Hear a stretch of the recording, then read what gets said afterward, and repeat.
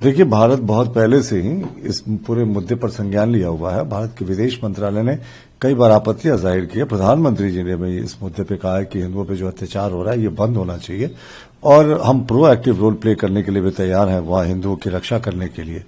लेकिन राजनयिक स्तर पे ही इसको अदरवाइज इंटरप्रेट नहीं करने की आवश्यकता है। लेकिन प्रियंका गांधी और उनकी पार्टी कब से हिंदुओं पर हो रहे अत्याचार पर आंसू बहाने लगी। जो हिंदुओं का कत्लेआम हुआ, सिखों का कत्लेआम हुआ 1984 में, या जो मुजफ्फरनगर में हुआ, जो भागलपुर दंगे में हिंदुओं का कत्लेआम हुआ, उस समय तो इन्होंने अपने मुख्यमंत्रियों और अपने मंत्रियों पर भी एक्शन नहीं लिया था। अब हिंदुओं के लिए इनको इसलिए अब आंसू बहा रहे हैं क्योंकि ये एक्सपोज हो चुके हैं कि ये सिर्फ तुष्टीकरण की राजनीति करना चाहते हैं। प्रियंका गांधी मुझे लगता है सिर्फ शोर मचाने के लिए, एक परसेप्शन बनाने के लिए ऐसी बातें कह रही हैं। हालांकि उन्हें हिंदुओं से दिल से अगर पूछें तो कोई प्रेम नहीं है। वो उसके लिए हम लोग काफी हैं। एनडीए की सरकार बांग्लादेश के हिंदुओं का ख्याल रखने की पूरी हर संभव कोशिश कर रही है। उन्हें पार्टी के नेता हैं जयराम रमेश, उन्होंने कहा है कि जब विंटर सेशन शुरू हुआ तो वो गुरु टैगोर के इंसल्ट से शुरू हुआ, फिर वंदे मातरम पर चर्चा किया गया क्योंकि उसमें नेहरू की बेइज्जती करनी थी और इतिहास को तोड़ना मरोड़ना था, और उसके बाद से अब गांधी जी की इंसल्ट के साथ ये सेशन खत्म हुआ। देखिए, सच कहना, अगर कांग्रेसियों को इंसल्ट लग रहा है तो इंसल्ट ही रहा है, हमें इससे कोई फर्क नहीं पड़ता। वंदे मातरम में जो कुछ स्टैंजास हटाए गए थे, कुछ शब्दों को हटाया गया था, भाई किसने हटवाया था उसे, और किसने कांग्रेस के सेशन में सिर्फ एक स्टैंजा गाकर वंदे मातरम को समाप्त करवाया था। सब कुछ नेहरू जी और कांग्रेस के कार्यकाल में हुआ था। तो ये सच्चाई अगर बता दी गई पार्लियामेंट में तो इनको मिर्ची क्यों लग रही है? इनके पुराने इतिहास की तो हम चर्चा कर रहे हैं। और दूसरी बात कि जी राम जी विधेयक की बात करते हैं तो दोनों अलग अलग विधेयक हैं। मनरेगा विधेयक को समाप्त करने के लिए जो विकसित भारत जी राम जी विधेयक लाया गया, और क्यों इनको इतनी परेशानी हो रही है साहब? राम जी के नाम पर जो इनको इंसल्ट जैसा लग रहा है, महात्मा गांधी जी के जीवन का दर्शन ही था राम राज्य, और उनके जो अंतिम शब्द थे वो भी हे राम थे। उनके समाधि स्थल पर हे राम लिखा है।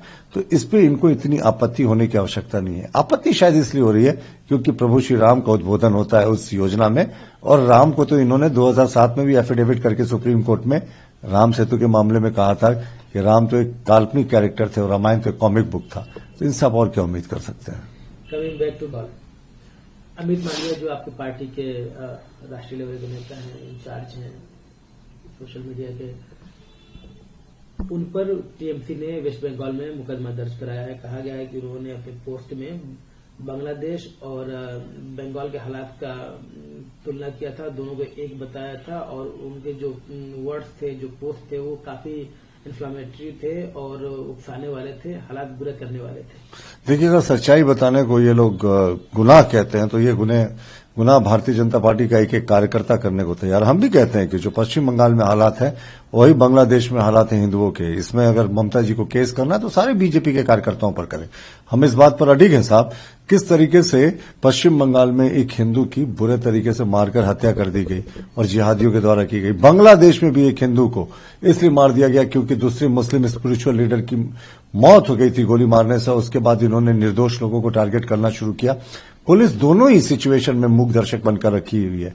तो जिस तरीके से हिंदुओं पर अत्याचार हो रहा है पश्चिम बंगाल में, बांग्लादेश में, कहां असमानता है दोनों जगहों में? एकदम समान चीजें हैं। आपको हिंदू सॉफ्ट टारगेट मिल रहा है लेकिन आप छेड़ रहे हैं साहब।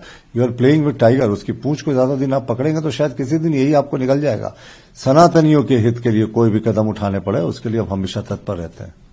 कभी हेल्थ मिनिस्टर हैं, हिजाब प्रकरण आपको पता है बिहार में जो हुआ था, चीफ मिनिस्टर नीतीश कुमार ने एक डॉक्टर का हिजाब उतारने की कोशिश की थी, हंगामा हुआ, पुरानी बातें हुई। अब डॉक्टर रिपोर्टेडली अब ज्वाइन भी करने वाली है। इसी बीच में झारखंड के हेल्थ मिनिस्टर का बयान आता है कि वो झारखंड में उस डॉक्टर को नौकरी देने के लिए तैयार हैं, 3 लाख की सैलरी, मनचाही पोस्टिंग। क्या समझा जाए इसको? अब इरफान अंसारी एक मुस्लिम डॉक्टर को बिहार से इनवाइट कर रहे हैं, उनके लिए सारे रूल कानून तोड़ दे रहे हैं। तो ये क्या, ये धार्मिक तुष्टीकरण की ये पूरी पॉलिसी नहीं दिखती तो और क्या दिखती है? एक मुस्लिम मंत्री है, एक मुस्लिम डॉक्टर को इनवाइट कर रहा है, और कौन से कानून के तहत आप उनको नौकरी का ऑफर कर रहे हैं? ये तो एक प्रतियोगी परीक्षा से अपॉइंटमेंट्स होते हैं, उसके बाद ही कंपटीशन के बाद अपॉइंटमेंट्स होती है। आप डायरेक्ट अपॉइंटमेंट कैसे दे रहे हैं साहब? आप यहाँ के राजा नहीं है, आप इसी सिस्टम में काम करने वाले एक मंत्री हैं, और आपने मुख्यमंत्री जी को भी घसीट लिया इसमें। तो आखिर ये अपॉइंटमेंट होगा कैसे? क्या राज्य सरकार का कैबिनेट डायरेक्ट उनका अपॉइंटमेंट करेगा यानी झारखंड के जितने डॉक्टर सड़कों पर घूम रहे हैं, जितने पैरामेडिकल स्टाफ सड़कों पर घूम रहे हैं, उनका अपॉइंटमेंट की इनको चिंता नहीं।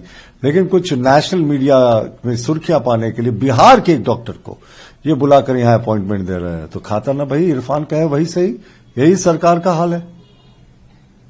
दूसरा, स्वास्थ्य महकमे से जुड़ा हुआ है। चाईबासा में एक बहुत ही हृदय विदारक घटना सामने आई है। एक मासूम बच्चे की मौत हो जाती है, एम्बुलेंस या और फैसिलिटी नहीं मिलती है। उस बच्चे के पिता एक झोले में उस बच्चे की डेड बॉडी को लेकर जाते हैं। देखिए, झारखंड में आपको जब भी लगता है कि इससे ज्यादा कोई हृदय विदारक घटना नहीं हो सकती, आप हमेशा गलत साबित होते हैं। अक्सर आप देखते हैं मरे हुए लोगों के लाशों को लोग बोरे में बांध कर ले जा रहे हैं, खटिया में ले जा रहे हैं, क्योंकि शव वहां नहीं मिल रहा है, एम्बुलेंसेस नहीं मिल रहा है। इस बार तो हद हो गई साहब। 4 साल का एक बच्चा था, चाईबासा के सुदूर इलाके में रहता था, उसकी तबीयत खराब थी, माता पिता इलाज कराने अस्पताल गए, उसकी मौत हो गई। अस्पताल प्रबंधन ने ना तो उसके लिए शव वाहन उपलब्ध कराया, ना एम्बुलेंस उपलब्ध कराया। वो बीपीएल श्रेणी में आता था, उसको निःशुल्क वाहन देने का प्रावधान था। सिर्फ 100 रुपए थे, 20 रुपए उसने टिकट, माफ कीजिएगा, 20 रुपए में एक थैला खरीदा, उस थैले में अपने बेटी के शव को रखा। आप सोचिए कि उस थैले में बेटे का शव नहीं था। झारखंड में शर्मसार हो गई मानवता थी, उसे वो ढोकर ले जा रहा था। बस में बैठा, बस में अपने बगल में झोले में बैठकर बेटे के शव को रखा। उसके बाद भी सरकार कहती ऑल इज वेल, और कहते ऐसी ऐसी बड़े बड़े राज्यों में ऐसी ऐसी घटनाएं होती रहती हैं। तो ये शर्मसार करने वाली घटना है, और हम मांग करते हैं इसमें स्वास्थ्य मंत्री को और उस इलाके के जो परिवहन मंत्री भी आते हैं लोकल में, दोनों को रिजाइन करना चाहिए। कौन सा सिस्टम साहब आपका? ना तो उसे पैसा मिला, जो आप कहते हैं कि मरने के बाद इलाज में अगर मौत हो गई तो बच्चों को मिलेगा या बड़ों को मिलेगा, वो भी नहीं मिला।